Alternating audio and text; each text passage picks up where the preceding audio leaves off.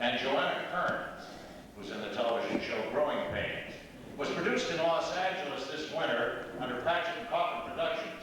The play featured our own Lamb brothers, Samuel Conti and Frank Costazzi.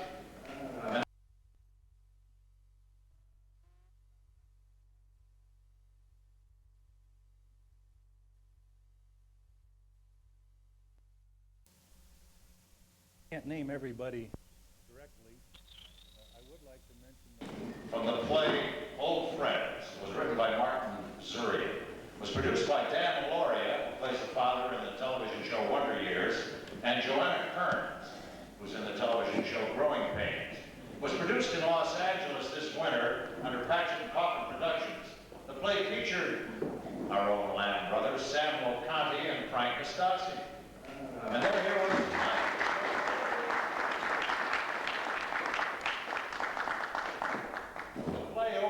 Mario receiving a disturbing phone call, which gets Mario's wheels turning. Then his adopted daughter Eva, who lives in the apartment across the hall, has come home and cannot find her keys. She asks Mario to let her into her apartment, where they discuss her current love life.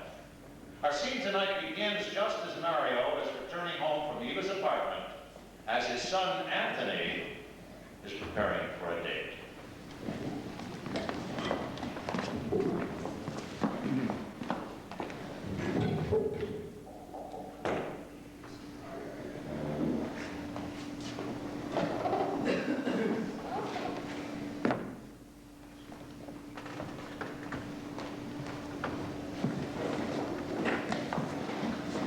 You change your mind, you give a yell or call on the telephone, all right?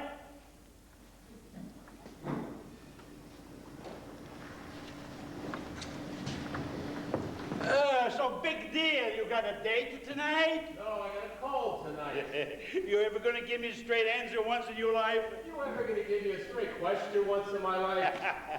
What time your uncle say gonna be over? Next Christmas. You know how he is about the holidays. Who taught you to be so smart? Mama, who else? Oh, your mother, God rest her soul. She never spoke to me like that. She had the respect. She had a sense of humor. She had appreciation. Where you going with all that smelly junk you're throwing all over your body? Out! What's this junk? I can't hear you, Papa. What is it? Taught you to buy wine like this. That's good French wine. What's going on in this house? Everybody buys stuff from the enemy. What did you say, Papa? What's the matter with Italian wine? It's a little too greasy. Oh, all of a sudden, Giraldi's son can pay you big money to go out and buy wine made by foreign persons, huh? He paid me more than you ever did. Did you see my ID bracelet? You know, that silver one? What's the pay? You're my son. He was never a good mason anyhow. Hey, I could mix cement with the best of them. Hey, not like Uncle Frank and me. And mixing cement is not all to being a good mason, you know. Not being an artist with the stone and the marble. Hey, how come you don't want to have supper with your uncle me tonight? I got a date. You got a date? With who you got a date? With a nice Jewish girl. You do not. Maybe she's Chinese. It's hard to tell these days. When are you going to ask Eva for a date? What is it? First you're a comedian, huh? Then a big spender on the foreign wine, now you're deaf. What are you talking about? I'm talking it's time you should start thinking about taking on some responsibility. You're enough responsibility. You want some? A little. You never talk to her anymore, huh? You never say, hey, Eva, how you do? You want to maybe get us something to eat? Go to a movie, take a ride, and nothing, yeah. Will you lay off, Papa? What's the big deal about having some food with her? You're gonna hold on to that glass, you're gonna let it go, huh? You're such a big shot, a nice Italian girl's not good enough for you? Huh? Pop, will you please? You know her all your life. She sits over there reading a stupid book, not going nowheres. Look, just a minute, huh? What do you want me to do about that? I mean, she's certainly a big girl now.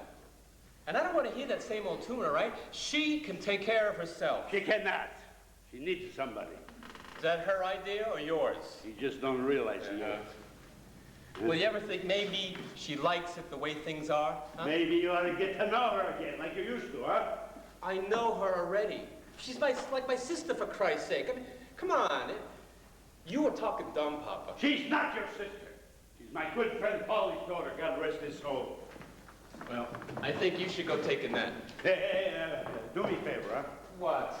I want you to go over to Uncle Frankie for me. I gotta go out, I can't. I want you to pick up 3 bottles of wine for me. Give him a call. I don't want to give him a call. Well, then I'll call him. What is it with you and the telephone, huh? You got something with the telephone company? Your Uncle Frank only live around the corner, and you know how he is about his wine. You call him, you only give him adjective. What do you want with wine for anyway? I want to water the garden. What do you mean what for? To drink. Well, what is it with you and the wine today? Mary, I gotta go answer to my own son. Oh, come on, Papa. I don't have time to go to Uncle Frank's. When I ask you to do me a favor. This morning. I mean lately. All right. But this is it, okay? Hey, you're such a good boy. I don't know why you do this to me every time I want to go out. It's a time you understood. I'm not as young as you are. Or handsome, of course. Yeah, handsome like the old sly fox you'll go. What is it with the wine today, huh? If I don't get that wine over here, your uncle gonna have a field day. And when you see him, you tell... No, don't tell him nothing. Hey. Hey, Anthony! Hey, so where you going? Sicily. No kidding! No, I was just coming over to see you. You got the keys? Which keys? To the house. What for? Just give him the keys, huh, Frankie? Ask questions later. Hey, I don't want you having no wild parties or nothing at that house. That house belonged to a good friend's neighbor's great-grandmother. You remember Mrs. Graziani, the one with the bigger boobs? Just give him the keys, huh, Frankie?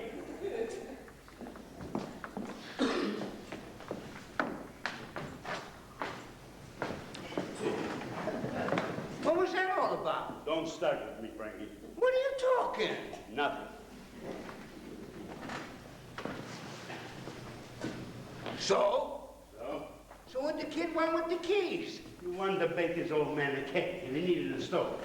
Nothing.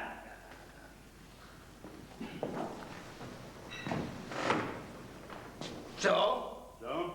So you're gonna maybe give me a glass of wine or not? Help yourself. Thanks. This from last year's batch?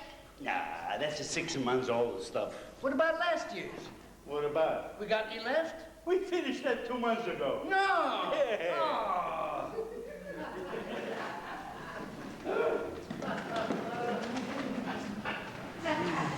So? What's with this song? So how you feeling? Okay. That's good.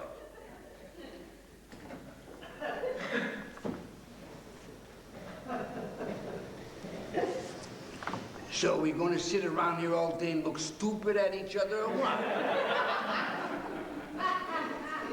Something I gotta talk with you today. So I'm listening.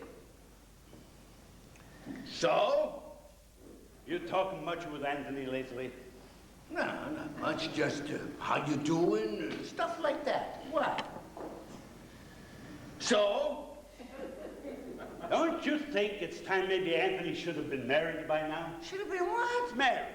What for? What do you mean, what for? Ain't he getting older? Ain't we all? Ah, we had our chance. We talking him now, not us.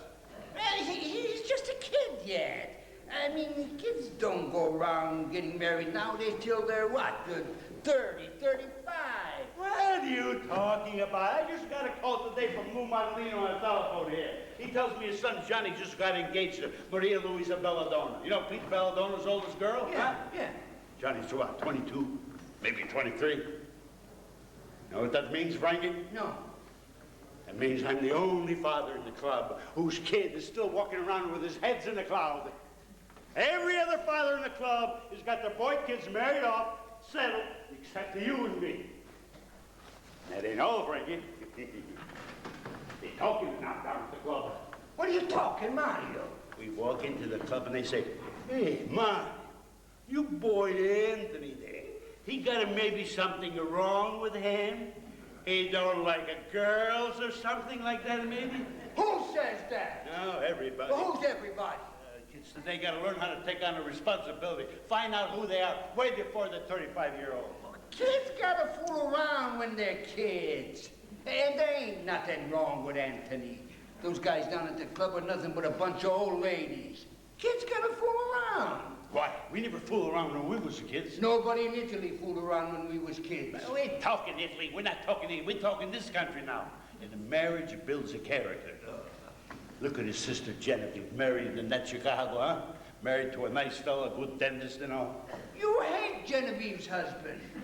So what? They got two fine, healthy kids. And you ain't all that crazy about them, neither. They grow up.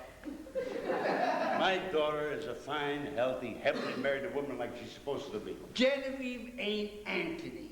They are two different people, Mario. And you know, I don't think it's such a good idea you making plans for Anthony. So, you want to stay home tonight and watch TV, or maybe go down to the club and play some cards? No, we're gonna maybe talk to Anthony. Maybe try to teach him how to take on some responsibility. How about we go to the club and leave Anthony alone? You're as bad as he is with avoiding responsibility. He's your child, for God's I sake. ain't avoiding nothing. It just ain't any of our concern whether Anthony should or shouldn't get married. Ain't he got it better we ever had when we was his age? Oh, come on, don't go starting with that kind of talk again. Pretty soon you're going to be saying how much he owes you. Well, ain't I right, huh? I let him get away with not being a Mason, huh? I let him take that crummy job in that gasoline station. I didn't say nothing then. Are you kidding? You didn't let up on him for a whole month. And you still remind him that he should have been a Mason like us. Did being a Mason hurt you? Of course not. Why should it hurt your child? You just don't know sometimes what's good for him, huh? What's good enough for us should be good enough for him. Oh, when are you going to get into that fat head of yours that this ain't the old country? This is America. And Anthony's more American than he is Italian. He is a Habsburg. And maybe he's American. And he should not forget that. Which brings me to mind what I've been thinking about today.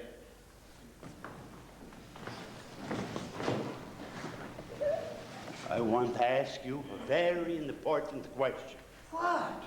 You notice I use the word important. I noticed. And when I use the word important, that means something. Hey, Mario, what, I look like an idiot? I heard what you said. I want to ask you a very important So ask already. You want some more of this wine? Enough with the wine. You want some? No, I don't want some. What is it with you and the wine? Stop trying to deviate me from my original question, So huh? ask. You think I'm too old to get married? What? All of a sudden I don't speak the same language as you? I think you're too old to get married. And I thought we was talking Anthony getting married. That's who we are talking. So who's getting married, you or Anthony? That's my problem. Oh, enough with this stuff. Stop with the wine and listen. Stop. Listen good. You're listening? Listening. Listen good. I'm listening good. Do you think Eva would marry me?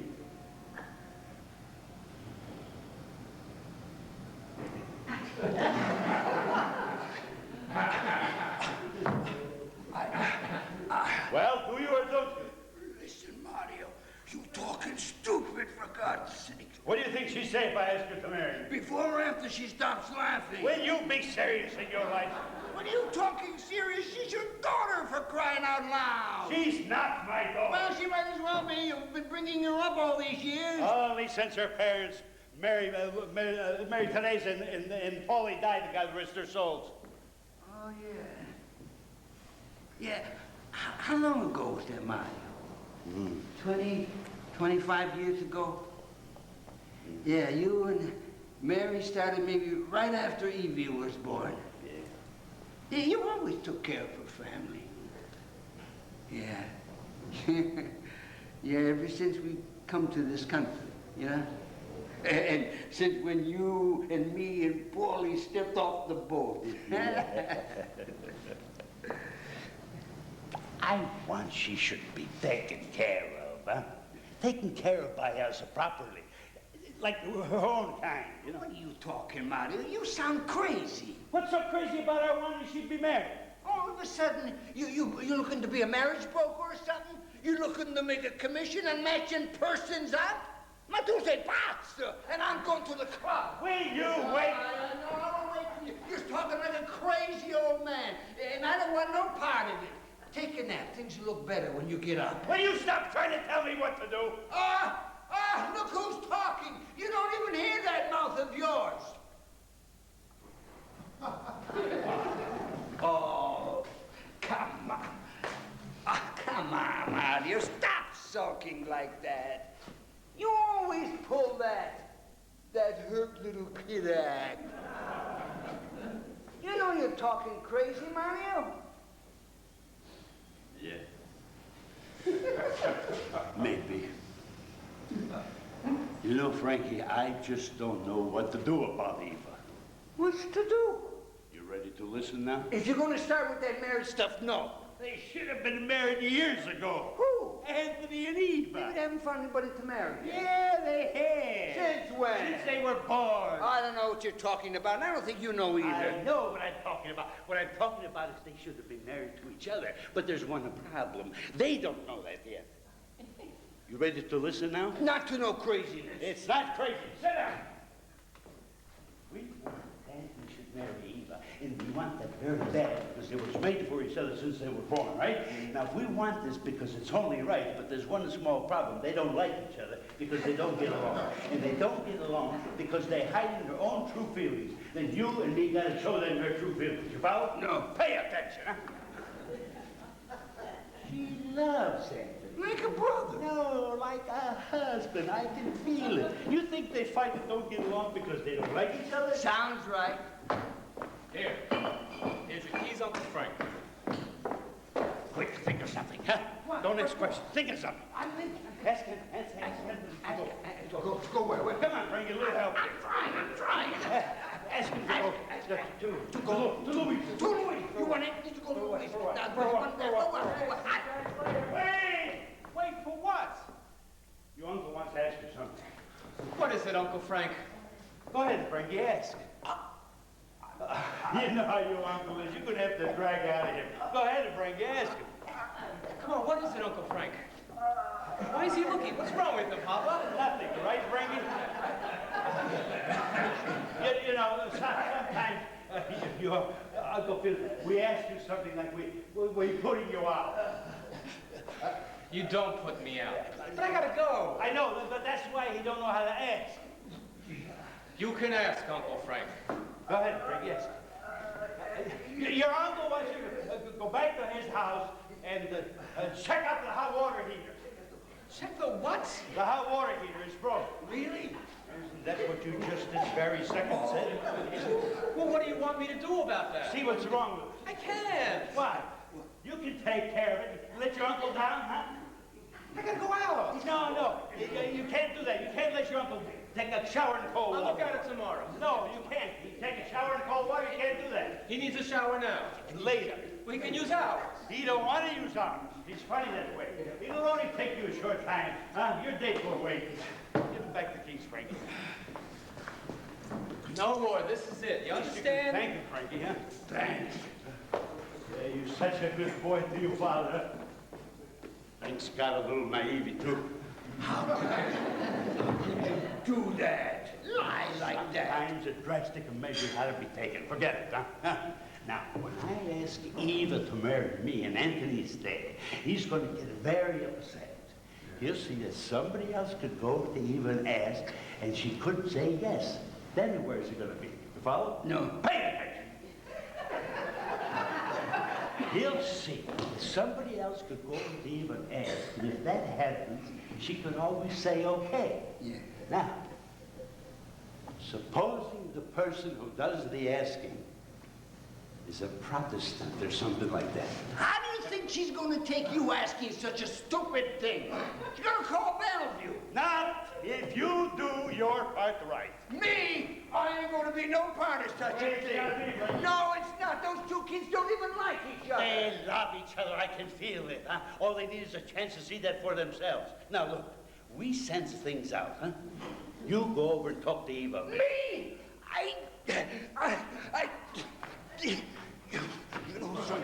You know something, Mario? It's a good thing we're friends because I would have walked out of here a long time ago. If you don't go over there, I'm gonna go, even if I have to make a big fool of myself. It's that important to me. Not only to me, but to this family and to Paulie. Why am I listening to this craziness? Because you know Eva, and you know Anthony, and you know I could just be right. And I know you could just be wrong, and you probably are. This is a crazy thing you're talking, Mario. Crazy! Hey, no. Okay, I'll go. Only because I love Eva and Anthony. And only because I don't want to see you go over there and make a damn fool of yourself. Now, this don't call for no cursing, Frankie. No. It calls for me going crazy like you. Be okay, I tell you. I know my kids better than I know me, huh? That ain't saying much, Mario. All you have to do is you go over to Eva and you feel her out to see how she reacts to Anthony's name and talk to her about the marriage and stuff like that. You're going to believe everything I tell you when I come back. Yeah. Swear on Paulie's grave. I swear already. Say it. I swear on Paulie's grave. You swear what? I swear on Paulie's grave, I'll take your word for what you say. Spit. Oh, come on, Frankie. Spit or it's no deal. 2, okay? Okay. Now, you're going to remember everything I tell you, right? What do you want from me, Frankie? Ah, you gave your word. I know already.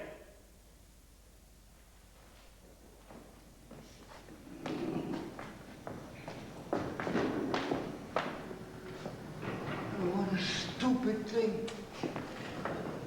Oh, sono tutto pazzo. Mannaggia la gana buttare di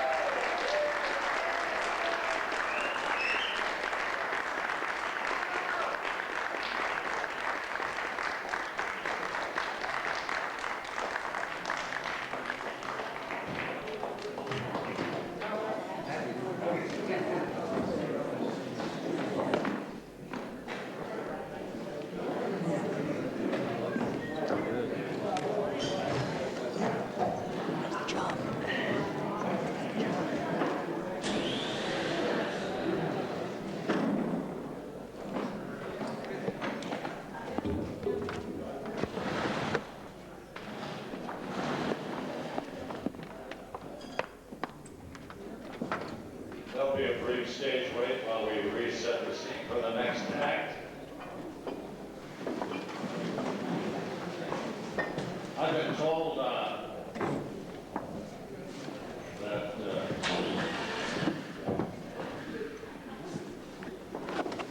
Mario and Frank do make the dinner arrangements.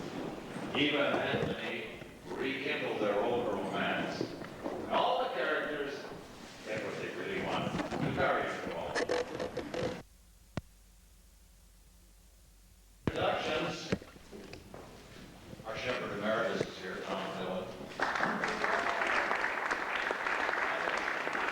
Lovely wife, Alice. Bring the house up. Bill O'Malley, president of the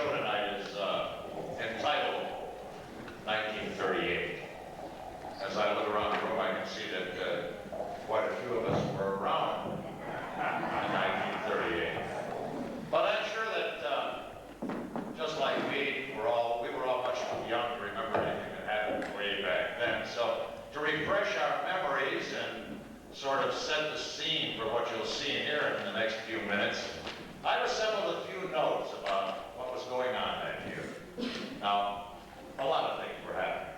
Over in Europe, a nasty little chap named Adolf Hitler was causing all kinds of problems, but let's not go into that. It was in all the papers. I'm sure you read about it. But in the United States, it was pretty much business as usual. In June, President Roosevelt signed the Wages and Hours Act, which raised the minimum wage for workers in interstate commerce from 25 to 40 cents an hour.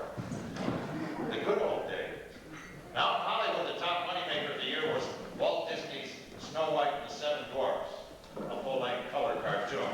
The Pulitzer Prize for drama was awarded to Thornton Wilder for Our Town, a daring and effective departure from the conventional theatrical staging of the time. A travel note.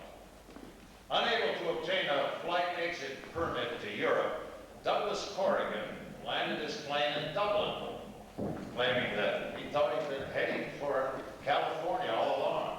And despite his illegal action, Ron Way Corrigan became a national hero. Patents for nylon, the pioneer synthetic fabric, were awarded to DuPont, who immediately began manufacturing toothbrushes with nylon bristles, the first nylon products marketed. The Lambeth Walk became the hottest dance craze, popular on American musical stages and in dance halls and ballrooms around the country. In sports, the U.S. Lawn Tennis Men's Singles Championship was won by Don Budge, the women's by Alice Marble. California beat Alabama 13-0 in the Rose Bowl. The New York Yankees swept the Chicago Cubs 4 games in the 35th Annual World Series. Army beat Navy 14-7. And the New York Giants beat the Green Bay Packers 23-17 for the National Professional Football Championship. Daphne du Maurier's Rebecca was the year's best-selling novel. Howard Hughes set a new world's record.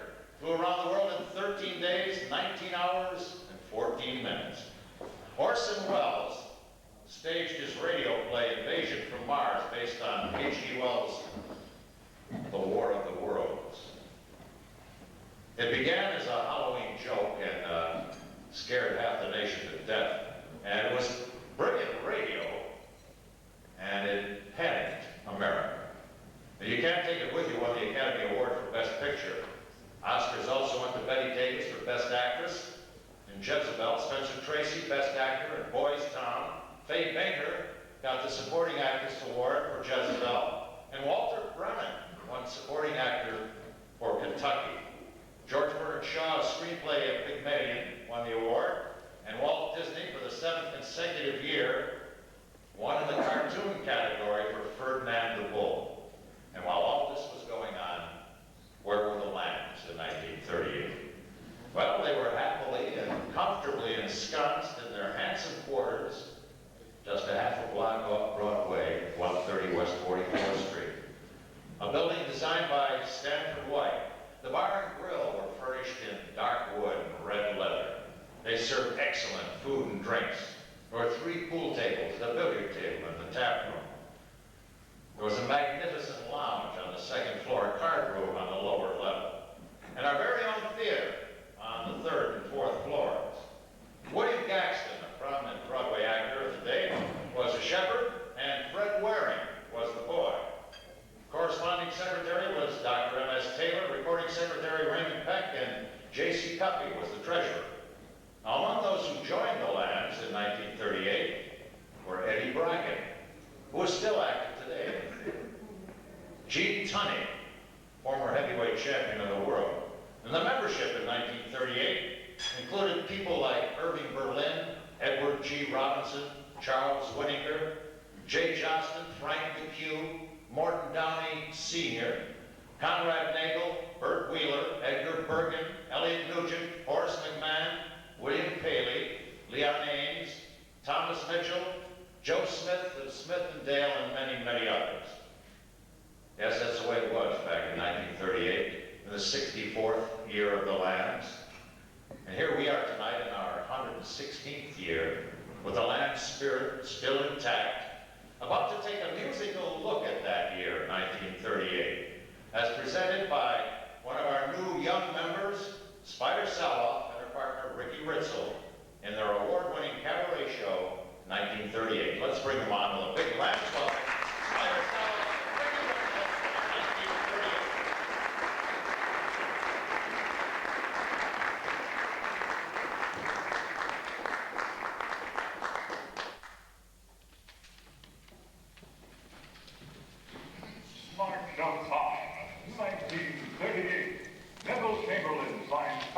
Hitler. Howard Hughes wins the Harmon Trophy.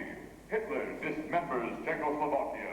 Douglas Wrong Way Corrigan lands in Dublin instead of the prearranged San Francisco. The Scottsboro Boys are freed in Alabama. The Cardinals beat the Red Sox in the World Series at a score of 2-0. And Dale Carnegie has a bestseller with How to Win Friends and Influence People.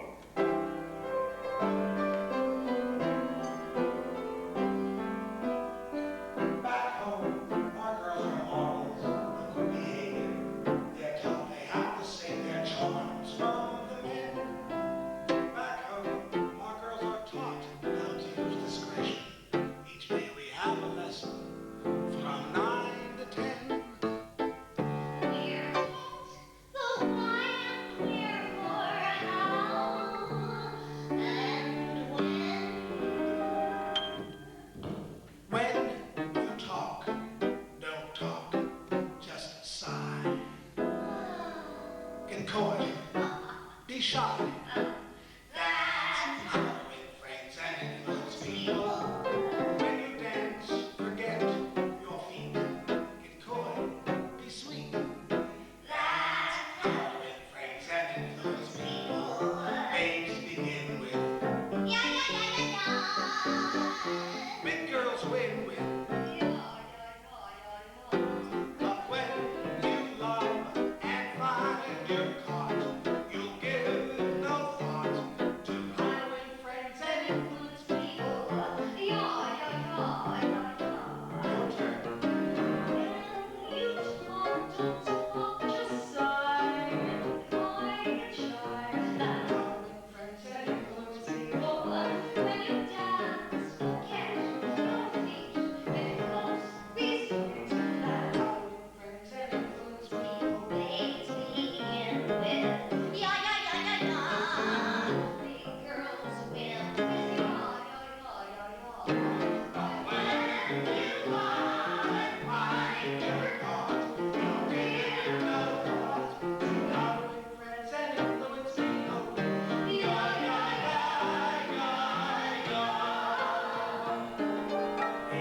are, out of cigarettes, holding hands in the audience, see how late it gets. Two sleepy people by dawn turn light, and too much in love to say goodnight.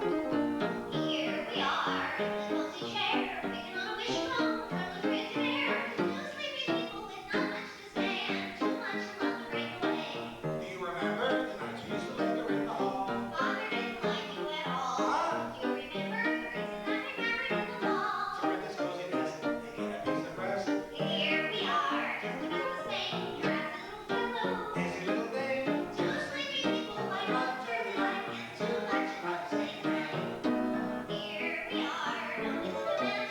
lipstick on my collar, wrinkles in your dress. Two sleepy people, not very mother, too much in love to break a spell. Here we are, crazy in the head. Gosh, your eyes are gorgeous, even when they're red. Say, is that the milkman? No, that's just the dawn break. Do you remember the nights we used to come in the car, watching every last piece of Do you remember the doctors in my health was under par, and then my little snooks were ruining your looks? Here we are, keeping up the pace, letting each tomorrow slap us in the face. Two sleepy people like love turn light and too much in love to say goodnight. Goodnight.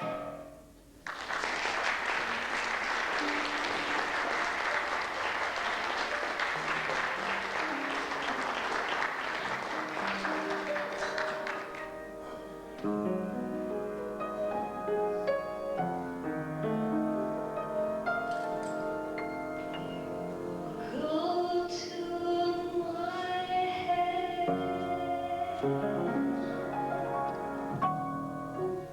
and you linger like a haunting refrain,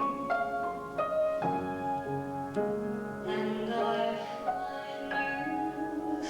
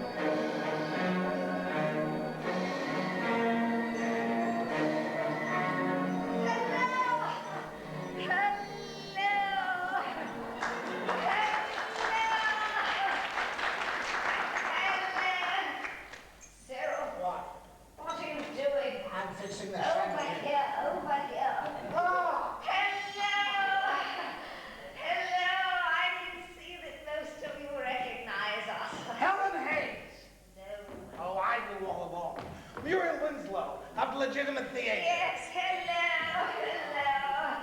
And this, of course, is Cyril Hardwick, the famous Broadway director. Legitimate theater. Oh, yes, very legitimate. Well, now, we have been asked here, and it's so good to be back. Where are we? I don't know. No matter. It is good to see you. And I must say that we have been asked here to tell you all about Broadway in 1938. Oh, yes, Broadway, 1938. Who could forget it?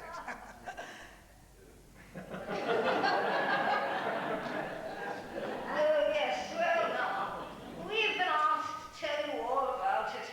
There were many wonderful shows on Broadway that year, many by Rogers and Hart, our dear friends, yes, and Cole Porter. Yes, yes, and there was a very controversial show that was on Broadway. It was entitled Baby in the Cradle. No, the cradle will rock. Well, they knew what I meant. Well, now, this was very controversial because many people said that this show had communist overtones. Subversives. Personally, I never had any problem with communists. They always gave grand parties. And they always had the good vodka. Yes, you know. Oh, yes, well. We've been asked to announce the first number that you shall hear in this section. You've Yes. the number right there. You are hereby summoned. Oh, no. Yes. Olson and Johnson. Oh, yes. Yes, it was a show by the famous vaudeville team, Olson and Johnson. And it was entitled, Oh Hell. No, it wasn't. It was Hell's a Poppin', and it is. Yes, well now, we will all have a cocktail or two and they will get on with it. Oh, don't worry, we'll be back.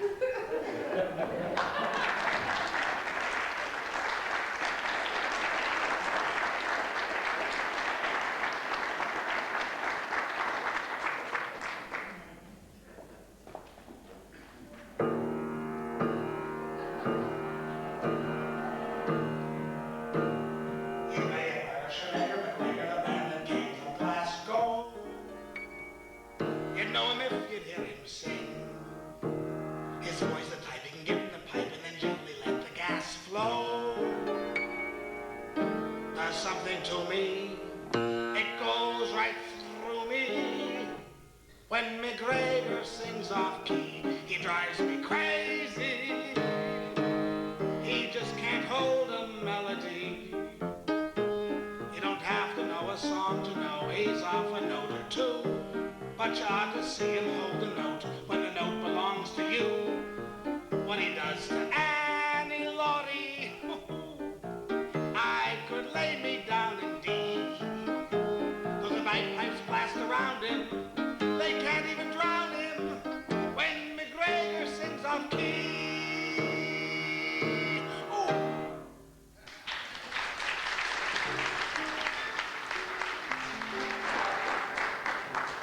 Kurt Niles' Knickerbocker Holiday gave us this beautiful ballad, which was first sung by Walter Houston.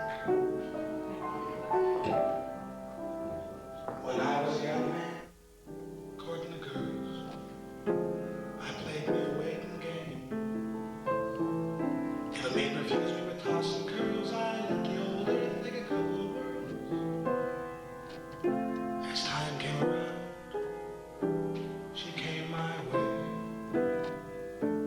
As time came around, she came. Oh, it's a long, long while from May to December, and the days grow short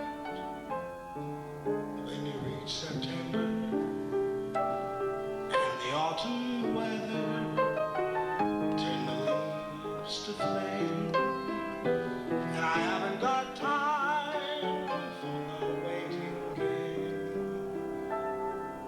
Oh, the days dwindle down to a precious few. September, November, and these few golden days I'll spend with you. These precious days I'll spend with you.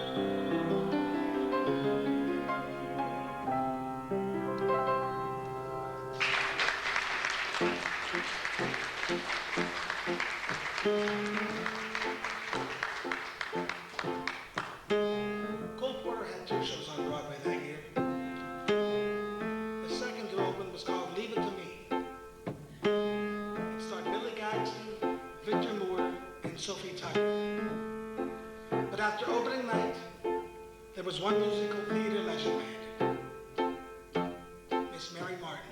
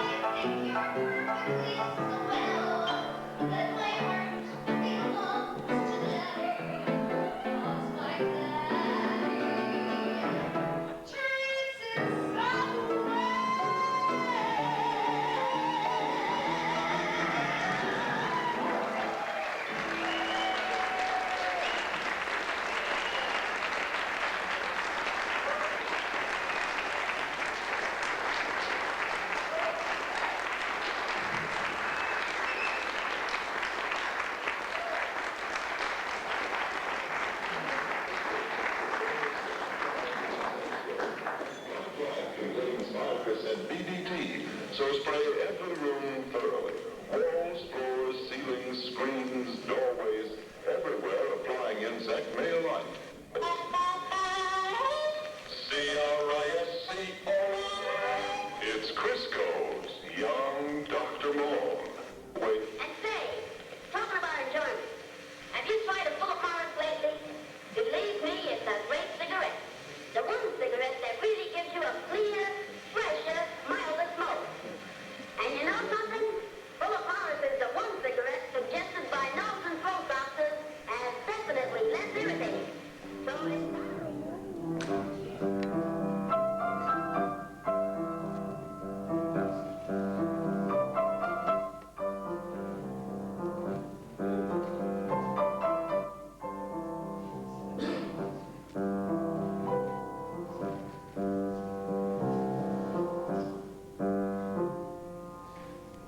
I went to Havana on one of those cruises for $49.50 to spend a few days. I went to Havana to look at the natives and study their customs, their primitive ways. While searching for some local color, I came across this Cuban jet, and he was such a big sensation. I forgot the population. He showed me the city.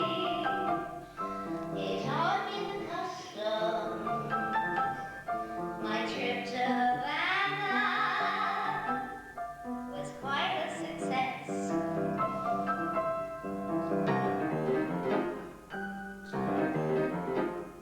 We had the parties. I forgot the clock.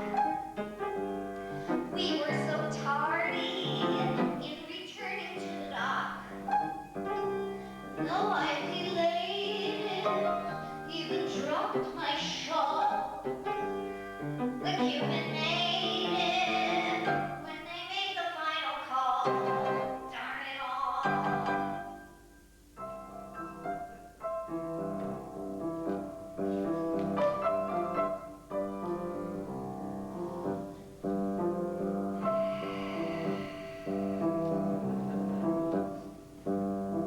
I'm back in the office.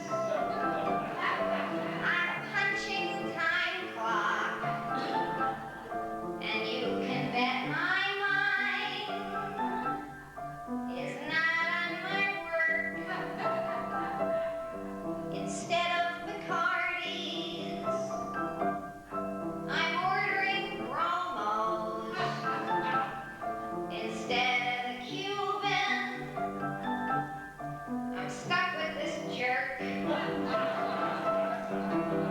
other girls can go to Europe and marry into royalty. And they can have an Earl Pasha or a jet with lots of cash. But when I get married and settle in Brooklyn, he might be a cigar, he might be a Hick or a Reuben, but you can bet he'll be a Cuban.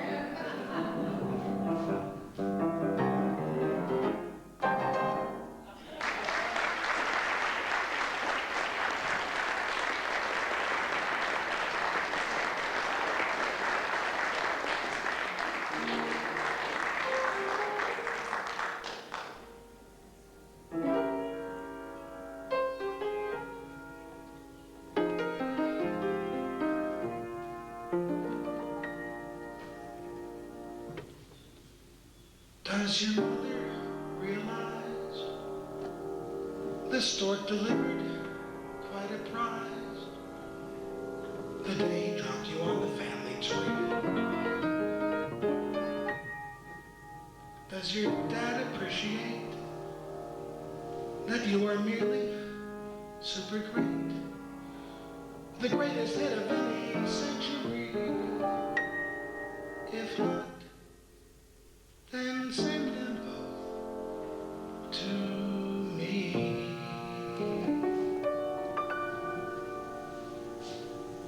You must have been a beautiful baby.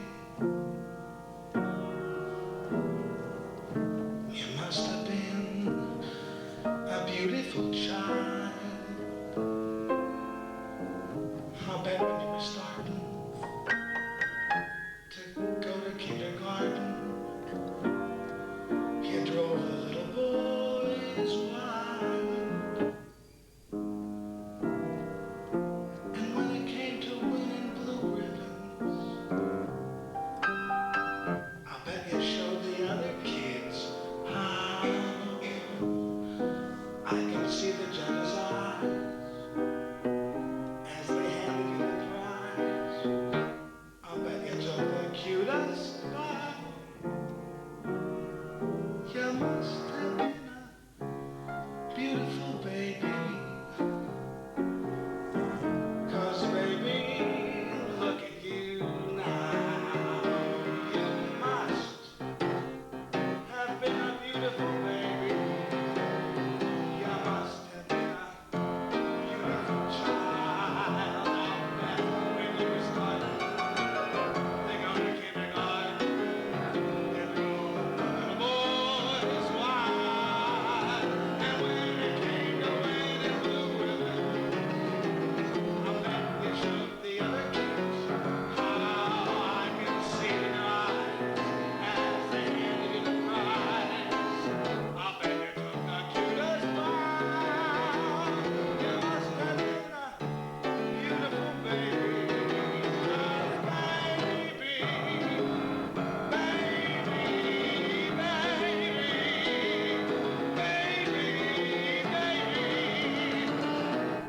look at you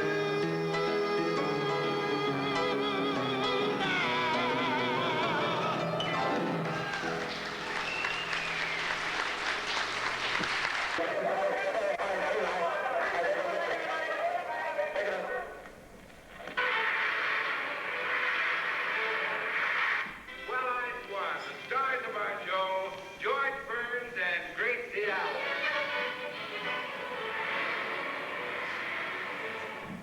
George, how many lumps do you want in your coffee? 2. Anything interesting in the paper today, or just news? Just news, Gracie. Did you hear last night the Martians landed in New Jersey? Oh, George, don't be silly. The Martians were our next-door neighbors in San Francisco, and I don't think they give up that lovely 2-story gingerbread house after all these years. Gracie, the Martians came from Mars. Well, I don't know where they came from originally, but I always thought they were from Chicago. No, Gracie, I mean little green men. Well, they did have a lot of children. Wait a minute, I do remember them being green the time they ate all their mother's begonias. How many lumps do you want in your coffee? 2. Gracie, what would you do if we were ever invaded by the Martians here? Well, first I get the guest room ready. There are 6 of them now that Mrs. Martian's mother moved in, and she hates to sleep on the sofa. Gracie, you don't understand. Orson Welles brought these Martians on the air and invaded New Jersey. Well, if he's coming too, we'll have to go to a hotel. I mean, there'll never be room for all of us, and it would only be polite to give him our room. Gracie, Orson Welles isn't coming here. The Martians aren't coming here. It was all on the radio. It was all made up. Oh, George, then why do you want to go to a hotel? When we have a perfectly lovely home right here. How many lumps do you want in your coffee?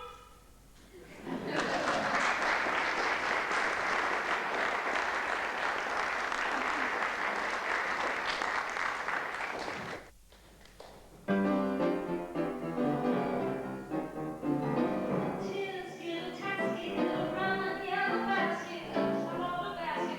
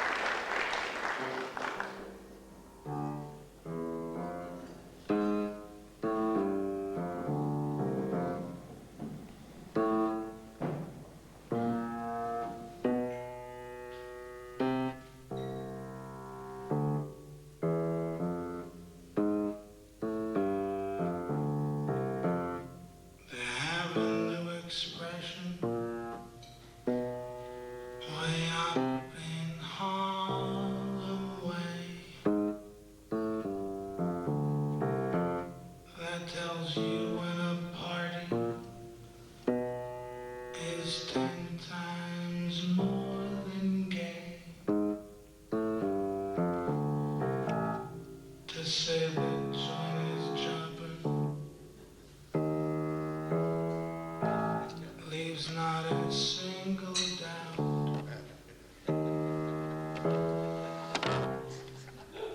When everything is in full swing, when you hear somebody shout.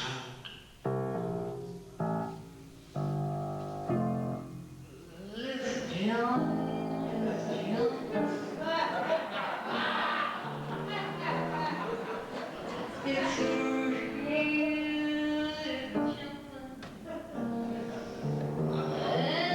real Moses on his toes and knees. Joys jumping. No time for talking. It's time for walking. Ramble, jugging, cut a rug. I mean, this joint is jumping. Get your pigs, feet, beer, and gin. There's plenty in the kitchen. Booze and the juice come in. Just look the way he's switching. Don't mind the hour, 'cause I'm in power. I got real people to chill on this joint. It's really jumping. This is part of the more hotline. This joint is jumping. The lion is pumping. The dance is bumping. This is part of the more hotline. This joint is jumping. Take a raise and go make sure you pay your quarter. Put your leather on the floor. Have anybody heard? This joint is jumping. It's really jumping. We're all on the white jumping. This joint is jumping.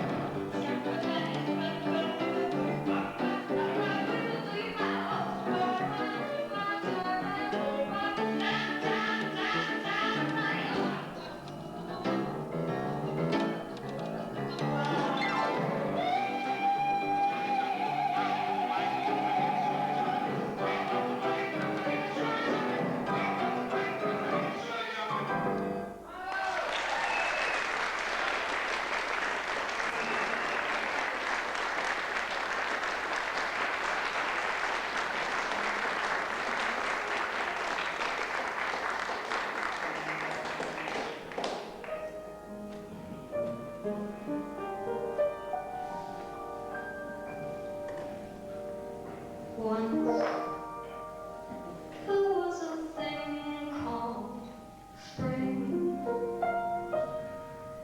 when the world was writing verses like yours and mine. All boys and girls would sing as they sat at little tables and drank May wine. Now April, May, and June seem sadly out of tune. Life has stuck a pin in the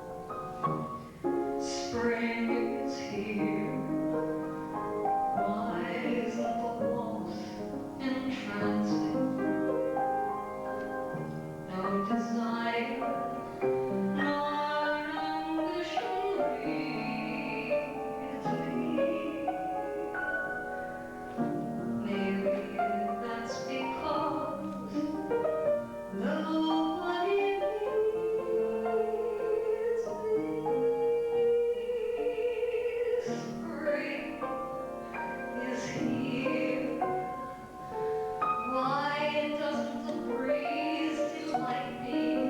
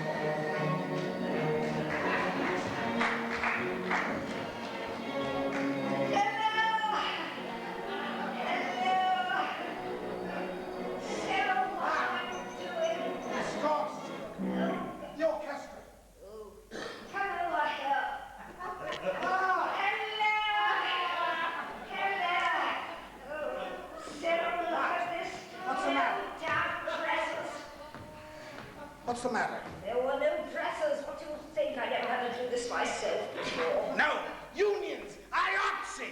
I didn't know who took games. Hello. We are back. And not just because you love us. No. Oh, I know where we are. Where are we? I found out we're in Sheep's Meadow.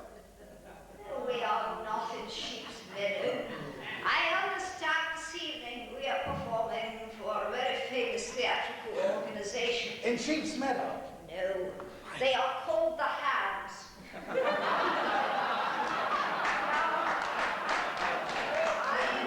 think it is a very unusual choice of names for actors. So be it. Well, as I was saying, we're back. And we are here to tell you all about Hollywood. Yes, Hollywood. Really dreadful place. I must tell you, back when my husband Chauncey... Did I ever tell you of the time that I was almost squelched through and foiled, broken, and left in the dust by Hollywood? No? I'm afraid... Picture this. Oh. A theater, a legitimate theater with legitimate seats where the people sit, a legitimate stage where the actors perform, and a red velvet curtain, much like this. Picture this. The curtain rises. In the middle of the stage is a bull, a lonely bull. He's sad. We hear rain. A red light shines upon him. The curtain falls, the audience goes home. Avant-garde theater. Well, do you know what happened 2 weeks before my grand premiere, which was to make me a god, an idol, a deity, a thing to be worshipped? Do you know who came like a thief in the night and pilfered right from under my very nose? My fool had squandered him away to Hollywood. Do you know who took him away from me? Do you know who? That scoundrel, that heathen, that cat, that dog, that blackguard. I'll tell you who.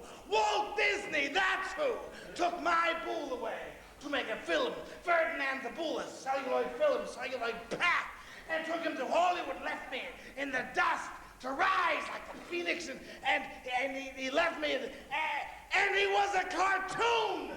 Oh!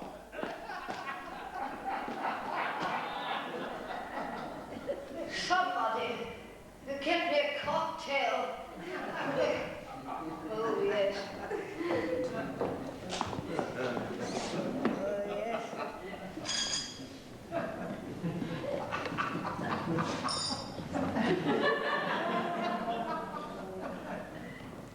Yes. Oh, much better. I think we have communists in the house. Oh, yes, now. Now I will tell you my tale of Hollywood.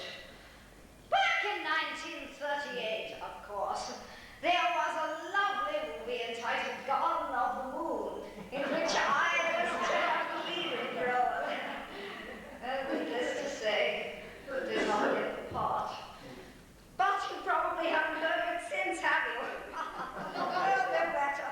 This evening you are in luck, because now I shall perform my number from the movie. You may hit it.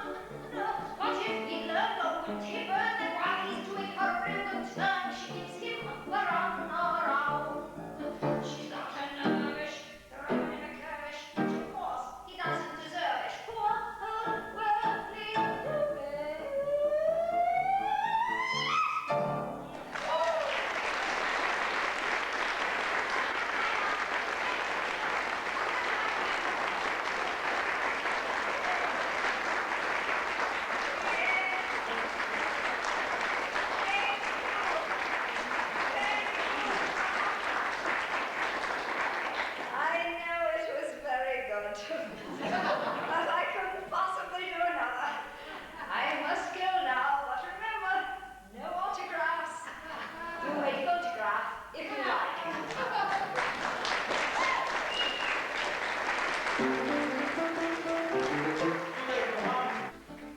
Sweet Valley, Louie home. Randy Osborne, young mechanic, can be a panic with just a good-looking hand. That Andy Gourmet can be a stormy if she dances with or without a fan. Hooray for home. When you're terrific and you're evil. Randy movie star pink sample, the Shirley Temple is equally understood. One try your luck, you might be Donald Duck. Hooray for Hollywood. Hooray for Hollywood. It's Sweet Valley, Louie home.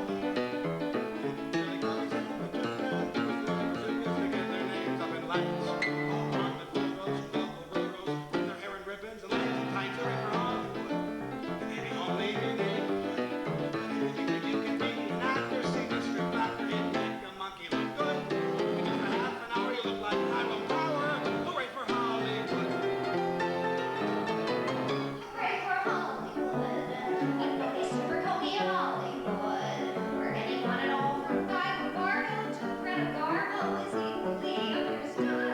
Go out and try your luck, you might be Donald Duck. Hooray for Hollywood.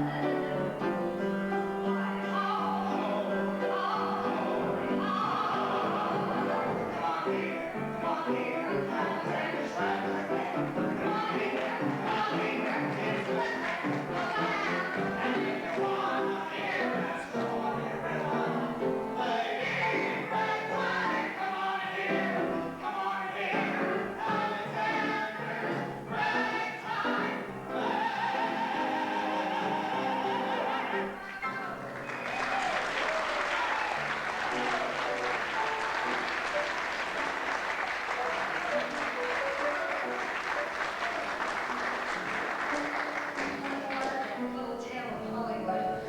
In 1937, George Gershwin died, leaving Ivor with the unfinished score to a movie entitled The Goldwyn Follies, which was to be released in 1938. Upon George's death, Ivor wrote the lyrics to the song, maybe as a little love song to George. The more I read the papers, the less I comprehend the world and all its capers and where it all will end. Nothing seems to be lasting, but that is our affair. We have something permanent. I mean, in the way we care.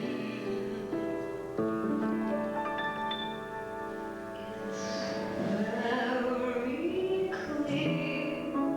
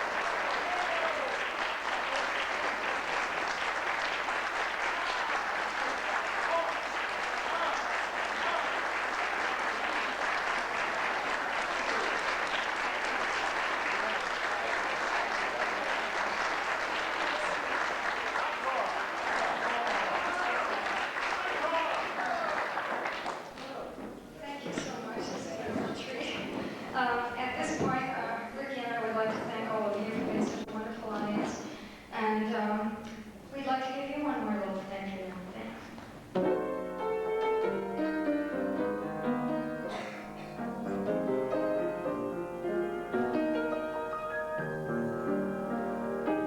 Yes, we traveled far and wide together.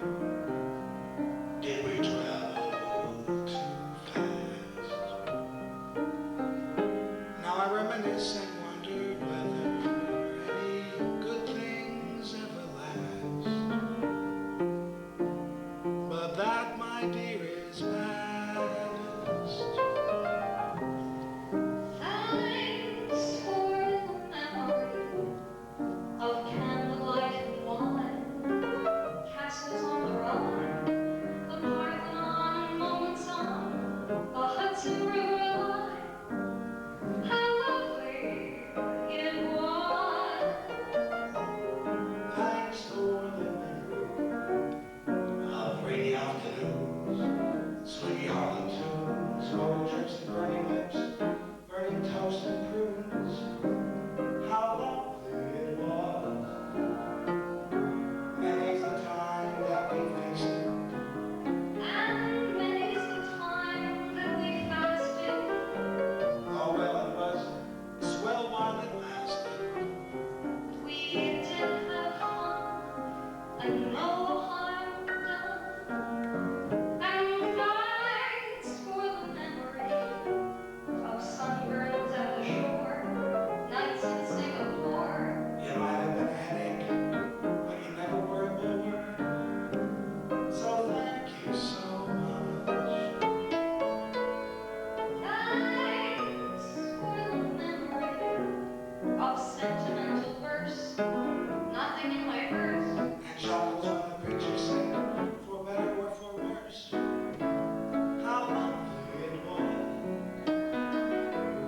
Thanks for the memory of flowers red with lace, Pilsner by the case.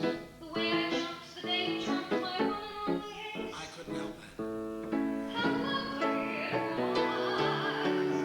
Set high the high wall. And I got as high as a steeple. We were intelligent people. No tears, no fuss. Hooray for us. And thanks for the memory. Strictly on January. Darling, how are you? And how are all those little dreams that never did come true?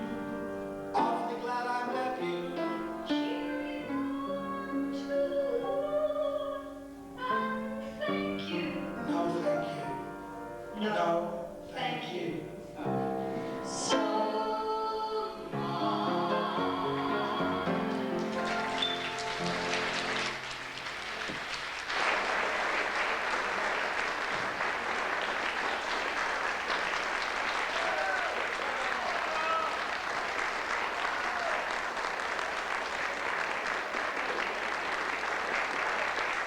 Thank you, Sweater Song, Willie Mitchell. You left us with a lot of memories. Thank you, Samuel Funny, Frank Scott, and Mark Mantillo. Thank you, Bob Drake, and Andy Ash, for the life. Sweater asked me to tell you that they do have tapes of their show available if anybody would like to have them. I'd like to remind everybody about our Christmas show, December 18th. Get it on your calendar. It's going to be another good evening. And I guess that about takes it up for the night. Jim, what else did we want to get in here? I guess that's it. The bar is still open. So, glad you came. Hope you enjoyed it. We all come back.